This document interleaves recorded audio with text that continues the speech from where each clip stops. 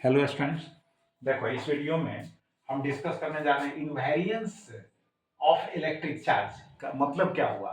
Charge on a body does not change और vary whatever may be its speed और speed of the observer.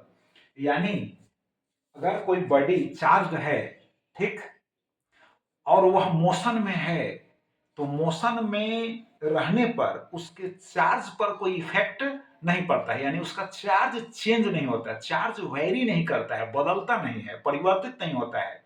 बात समझ गए।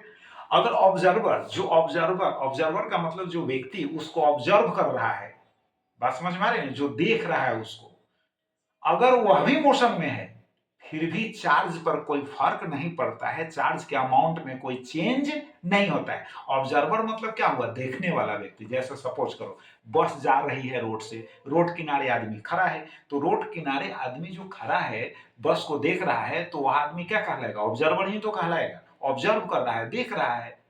तो ऑब्जर्वर मोशन में हो चाहे चार्ज बॉडी मोशन में हो, उससे चार्ज के अमाउंट में कोई चेंज होने वाला नहीं है। इसी को हम कहते हैं invariance of electric charge. So we can write here charge at rest is equal to charge in motion. यानी रेस्ट में जो चार्ज होगा वही चार्ज मोशन में भी होगा। क्लियर हो गया कि नहीं। इसको ऐसे भी लिख सकते हो, कैपिटल क्यू हो गया, यहाँ पर रेस्ट लिख सकते हो, और this is equal to capital Q हो गया, यहाँ पर मोशन लिख सकते हो। क्लियर हो गया कि नहीं।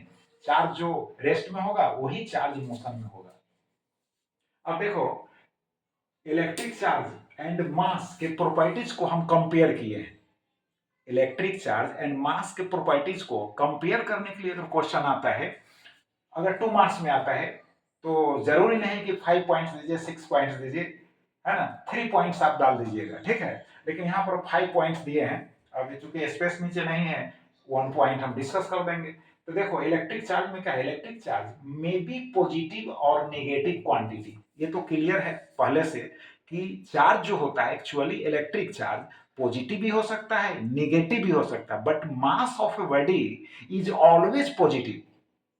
Mass of a body is always positive. किसी बॉडी का मास जो होता है हमेशा पॉजिटिव ही ना रहता है। सेकंड पॉइंट है चार्ज इज क्वांटाइज्ड।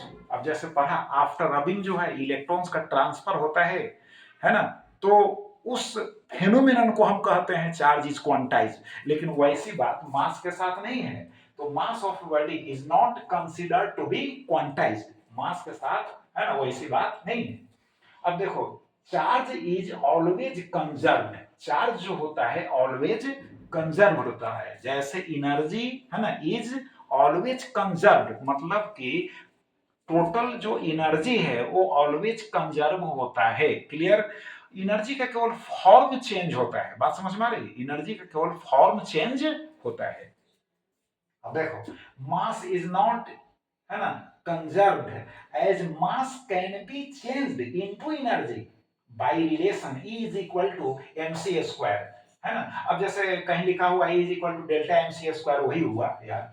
तो देखो मास जो है एनर्जी में कन्वर्ट होता है ना, और फिर एनर्जी भी मास में कन्वर्ट हो सकता है। एक बात याद रखो, मास एनर्जी में कन्वर्ट हो सकता है, तो एनर्जी भी मास में कन्वर्ट हो सकता है। आइंस्टाइन साहब का दिया हुआ थ्योरी ऑफ रिलेटिविटी से यह इक्वेशन आया है, E is equal to mc square.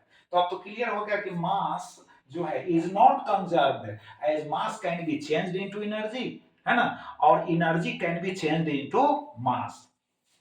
अब देखो नेक्स्ट है charge is not affected by velocity of the body. यानी बॉडी के वेलोसिटी से, है ना, चार्ज पर कोई प्रभाव नहीं पड़ता है। अगर अभी डिस्कस किए ही हैं, अगर कोई बॉडी चार्ज है ना, अगर वह मोशन में है, उसका स्पीड अगर, है ना, बढ़ रहा है, तो चार्ज पर कोई प्रभाव नहीं पड़ता है। बट देखो mass of a body changes with velocity of the, है ना। अब देखो mass of the body changes with velocity of the body, यानी बॉडी के मोशन में रहने पर, यानी वेलोसिटी के बढ़ने से, समझ गए, वेलोसिटी के बढ़ने से या घटने से मास में चेंजिंग होता है।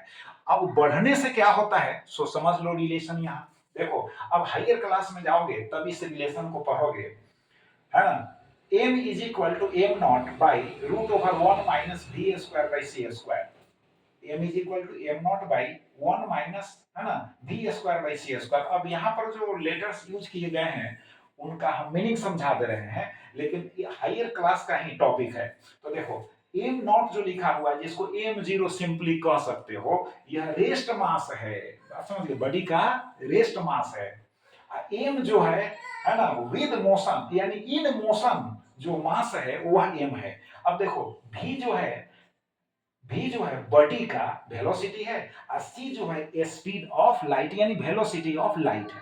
तो फिर से समझो, एम नॉट क्या है ना, बॉडी का रेस्ट मास है, और एम जो है मोशन में मास है, और भी जो है बॉडी का वेलोसिटी है, और सी जो है किसका यानी लाइट का वेलोसिटी है, लाइट का वेलोसिटी है। अरे वेलोसिटी का जो मैग्नीट्यूड होता है वैल्यू, उसी को ना स्पीड कहते हैं।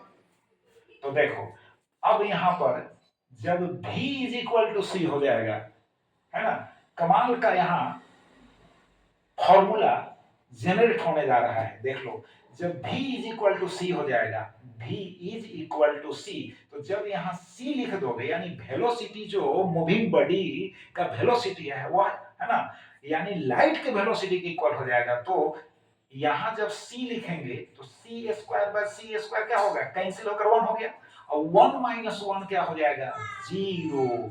अब ये स्क्वायर रूट क्या होगा, 0। तो 0 से इसको तुम डिवाइड करोगे तो इन्फिनिटी हो जाएगा कि नहीं। कमाल का फॉर्मूला हो गया। इसका मतलब है कि m जो हुआ यानी बॉडी का जो मास हुआ, है ना, उसका वैल्यू कितना हो गया, इनफाइनाइट हो गया। तो बढ़ा कि घटा, बढ़ा तब ना इनफाइनाइट हुआ।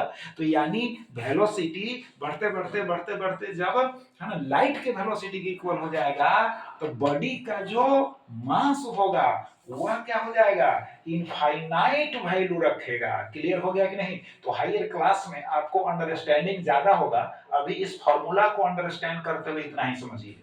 अब देखो, charge may not exist without mass, charge may not exist without mass, बिना मास का चार्ज तो हो नहीं सकता। अब जब सपोज करो इलेक्ट्रॉन के ऊपर नेगेटिव चार्ज है तो उसका भी कुछ ना कुछ मास है कि नहीं, हम लिखाए भी है 9.1 into 10 to the power minus 31 KG.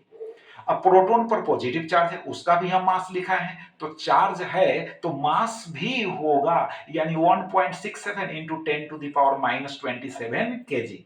Clear. But देखो, mass exists without net charge. अगर कोई बॉडी न्यूट्रल है, उस पर टोटल चार्ज जो है 0 है, नेट चार्ज यानी टोटल चार्ज 0 है। बात समझ गए।